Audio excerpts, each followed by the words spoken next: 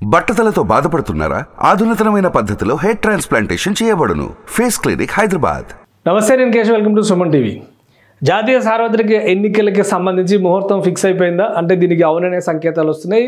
ప్రధానమంత్రి నరేంద్ర మోడీ జమ్మూ కాశ్మీర్ పర్యటన తర్వాత ఎన్నికలకు సంబంధించినటువంటి అంశాలపైన స్పష్టత వస్తుంది అని పదే పదే ఢిల్లీ వర్గాల నుంచి సమాచారం అందినటువంటి పరిస్థితి ఉంది. ఈ నేపథ్యంలో ప్రధానమంత్రి పర్యటన పూర్తయింది. తాజాగా అందుతున్నటువంటి సమాచారాన్ని బట్టి చూస్తే కనుక వారం రోజులకి సంబంధించినటువంటి ప్రణాళికని ఎన్నికల సంఘం ఇప్పటికే ఖరారు చేసుకుంది. దీని ప్రకారం అతి త్వరలో అంటే మార్చి 15, 16 లేదా మార్చి 15వ తేదీనే ఎన్నికల నగారా మోగడానికి స్పష్టమైనటువంటి సంకేతాలు ఢిల్లీ వర్గాల నుంచి అందుతున్నటువంటి పరిస్థితి. ఆ విధి విధానాలు ఏంటి, అలానే జాతీయ సార్వత్రిక ఎన్నికలు అంటే దేశవ్యాప్తంగా లోక్సభకి సంబంధించినటువంటి స్థానాల్లో పోలింగ్ జరిగేటువంటి ఎన్నికలు ఉంటాయి. అలానే రాష్ట్రాలకు సంబంధించినటువంటి ఎన్నికల విషయంలో ఒక కన్ఫ్యూజన్ ఉంది. సో ఇప్పుడు ఆ కన్ఫ్యూజన్ పైన ఒక క్లారిటీ వచ్చేసినట్టుగా సమాచారం అందుతోంది. 5 రాష్ట్రాలకు సంబంధించినటువంటి ఎన్నికలతో పాటు జాతీయ సార్వత్రిక ఎన్నికలకి సంబంధించినటువంటి నోటిఫికేషన్ని వెలువరించేందుకు ఎన్నికల సంఘం కసరత్తు చేస్తున్నట్టుగా సమాచారం అందుతుంది. దానికి సంబంధించినటువంటి విశేషాలు ఏంటో ఒకసారి మనం విశ్లేషించేటువంటి ప్రయత్నం చేద్దాం. ఇది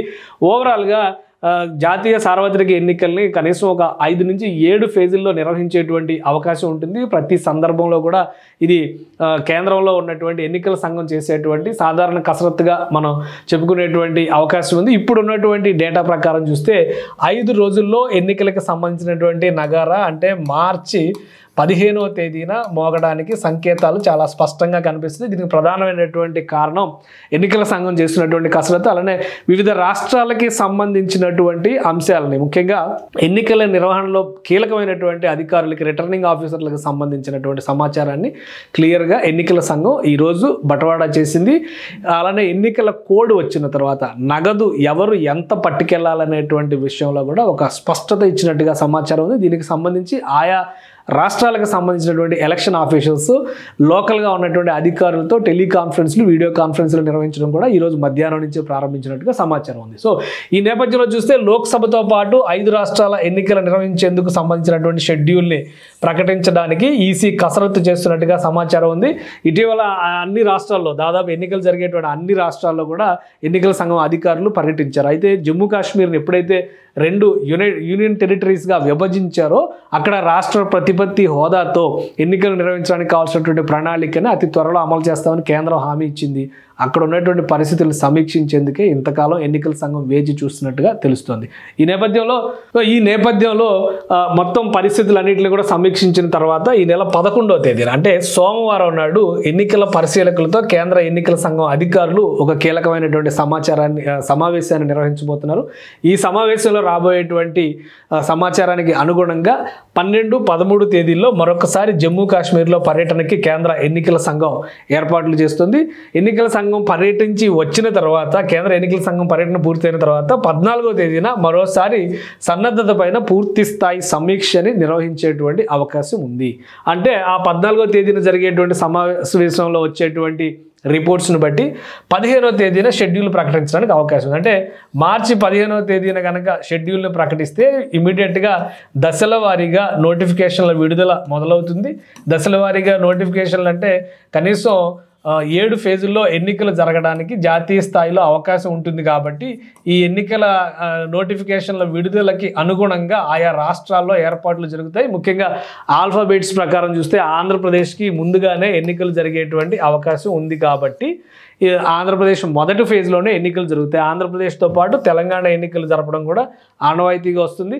తెలంగాణలో లోక్సభ ఎన్నికలు, ఆంధ్రప్రదేశ్లో అసెంబ్లీ అండ్ తెలంగాణలో అలాగే లోక్సభ ఎన్నికలు, ఆంధ్రప్రదేశ్లో అసెంబ్లీ, లోక్సభ ఎన్నికలు 2 కలిపి నిర్వహించేటువంటి అవకాశం ఉంది. అలానే ఆంధ్రప్రదేశ్తో పాటు మిగతా 4 రాష్ట్రాలు ఏ రాష్ట్రాల్లో శాసనసభలకు ఎన్నికలు జరగబోతున్నాయి ఒకసారి మనం పరిశీలిద్దాం. ఇప్పుడు ఆంధ్రప్రదేశ్లో పూర్తి స్థాయి సన్నద్ధత ఉన్న నేపథ్యంలో పక్కనే ఉన్నటువంటి ఒడిశా రాష్ట్రంలో కూడా ఎన్నికలు జరగబోతున్నాయి. ఇది 2వ రాష్ట్రం అవుతుంది. అలానే 3వ రాష్ట్రంగా అరుణాచల్ ప్రదేశ్లో కూడా ఎన్నికలు, రాష్ట్ర అసెంబ్లీకి సంబంధించినటువంటి అరుణాచల్లో ఎన్నికలు జరగబోతున్నాయి. దానికి సంబంధించి కూడా ఏర్పాట్లు జరిగినాయి. ఇక 4వ రాష్ట్రంగా సిక్కిం రాష్ట్రం, ఈశాన్య రాష్ట్రాల్లోనే 2 రాష్ట్రాలు ఉన్నాయి. ఇటు పక్కన చూస్తే దక్షిణాదిని ఆనుకుని ఉన్నటువంటి ఒడిశాతో కలిపి చూస్తే కనుక ఇక్కడ 2 రాష్ట్రాలు ఉన్నాయి.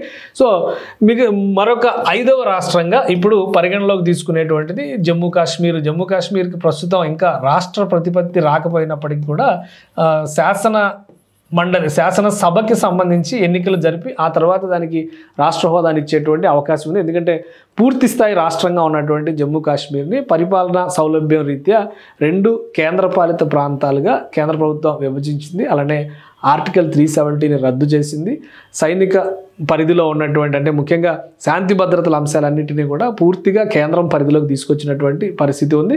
గత కొంతకాలంగా అక్కడ ప్రశాంత వాతావరణం నెలకొని ఉంది. పలు దఫాలుగా కేంద్ర ప్రభుత్వానికి సంబంధించినటువంటి బృందాలు ప్రధానమంత్రి చివరి పర్యటన అంటే చివరిగా పర్యటించింది ప్రధానమంత్రి. ఆర్టికల్ 370 రద్దు చేసిన తర్వాత 2 రోజుల క్రితమే ఆయన పర్యటన పూర్తి చేసినటువంటి పరిస్థితి. ప్రధాన పర్యటన పూర్తయిన తర్వాత ఎన్నికల సంఘానికి సంబంధించి కూడా విస్తృత స్థాయిలో ఇక్కడ చర్చలు జరుగుతున్నటువంటి పరిస్థితి ఉంది. సో 12, 13 తేదీల్లో జమ్మూ కాశ్మీర్లో ఎన్నికల సంఘం అధికారులు మరో దఫా పర్యటించనున్నారు. అక్కడ ప్రశాంతమైన వాతావరణం ఉంది. ఎన్నికల నిర్వహణకు సానుకూలమైనటువంటి పరిస్థితులు ఉన్నాయని భావిస్తే కనుక అక్కడ రాజకీయ పార్టీల నుంచి అభిప్రాయం తీసుకుంటారు.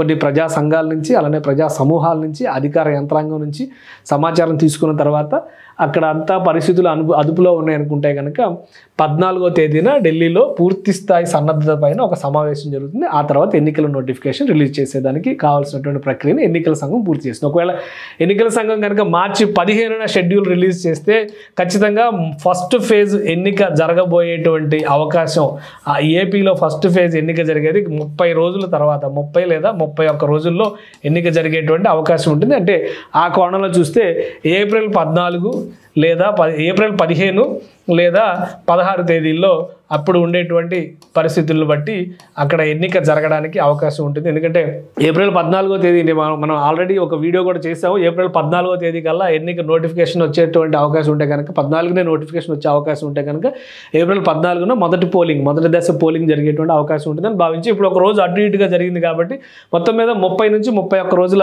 ప్రక్రియ ఉంటుంది. కాబట్టి ఆ ప్రక్రియను బట్టి చూస్తే కనుక 15, 16 తేదీలకి ఎన్నికల పోలింగ్ డే మొదటి పోలింగ్ డే వచ్చేటువంటి అవకాశం ఉంది. సో 2 రాష్ట్రాల్లో కూడా రాజకీయ పార్టీలు ప్రజలు అలానే రాజకీయ ఆసక్తి ఉన్నటువంటి వాళ్ళందరూ కూడా మీడియా రిలేటెడ్ సంస్థలన్నీ కూడా ఈ డేట్ కోసం వెయిట్ చేసేటువంటి అవకాశం ఉంటుంది. మార్చి 15న ఎన్నికల సంఘం అధికారిక ప్రకటన కోసం అన్ని పార్టీలు ఎదురు చూస్తున్నాయి. ఆల్రెడీ ఆంధ్రప్రదేశ్ రాజకీయాల్లో ఇప్పటికే ఎన్నికల వేడి రాజుకున్నటువంటి పరిస్థితి ఉంది. పొత్తులు ఖరారైపోయినటువంటి పరిస్థితి. దాదాపు 99 నియోజకవర్గాల్లో అభ్యర్థులను డిసైడ్ చేసుకున్నటువంటి పరిస్థితి విపక్షాలకు ఉంది. అధికార పార్టీ కూడా దాదాపు 110 నియోజకవర్గాలకు సంబంధించినటువంటి అభ్యర్థులు మీన్స్ ఇన్ఛార్జీలను అనౌన్స్ చేసినటువంటి పరిస్థితి ఉంది. కాబట్టి ఈ ప్రక్రియ ఇంకా వేగవంతం అయ్యేటువంటి అవకాశం ఉంది. ఆంధ్రప్రదేశ్లో అధికార పార్టీ వైసీపీ అధినేత 16వ తేదీన మార్చి 16వ తేదీన భారీ సభ ద్వారా మేనిఫెస్టో అనౌన్స్ చేయాలనేటువంటి ప్రణాళికను సిద్ధం చేసుకున్నారు. ఇక 17వ తేదీ లేదా 18, 19 3 తేదీలు కనిపిస్తున్నాయి. ఇక్కడ విపక్ష కూటమికి సంబంధించినటువంటి మేనిఫెస్టో ప్రకటన కూడా ఉంటుంది. సో ఒకవేళ 15వ తేదీన కనుక ఎన్నికల షెడ్యూల్కి సంబంధించిన ప్రకటన ఉంటే పూర్తి స్థాయి ఎన్నికల కోడ్ అమల్లోకి వస్తుంది. ప్రభుత్వాలన్నీ కూడా ప్యారలైజ్ అవుతాయి. యంత్రాంగం చేతిలోకి అంటే పార్టీలకు సంబంధించి అంటే గవర్నమెంట్ ముఖ్యమంత్రి దగ్గర నుంచి ప్రతి ఒక్కరు కూడా ఇనాక్టివ్ అయిపోయేటువంటి పరిస్థితి వస్తుంది. కార్యనిర్వహణ బాధ్యత మొత్తం కూడా కార్యనిర్వహణ యంత్రాంగానికి అధికారుల చేతిలోకి వెళ్ళేటువంటి అవకాశం ఉంటుంది. సో ఎన్నికల ప్రకటనకి సంబంధించి కేవలం 5 నుంచి 6 రోజులు వెయిట్ చేస్తే దేశవ్యాప్తంగా కూడా ఎన్నికల కోడ్ దశల వారీగా అమలవుతుంది. ఏ ప్రాంతాల్లో ముందు ఎన్నికలు ఉంటాయో ఆయా ప్రాంతాల్లో ముందుగానే కోడ్ అమలు చేయడానికి అవకాశం ఉంటుంది. కాబట్టి తెలుగు రాష్ట్రాల్లో ఇమీడియట్గా కోడ్ అమలు చేయడానికి అమల్లోకి వచ్చేదానికి అవకాశం ఉంటుంది అనేది ఢిల్లీ వర్గాల నుంచి అందుతున్నటువంటి సమాచారం. సో ఇంకా ఫైనల్ టూర్ ఒకే ఒకటి ఉంది. 12, 13 తేదీల్లో జమ్మూ కాశ్మీర్ పర్యటన తర్వాత ఎన్ని అంశాలకు కూడా ఒక ముక్తాయింపు వస్తుంది అనేది కన్ఫర్మ్గా ఢిల్లీ నుంచి అందుతున్నటువంటి సమాచారం.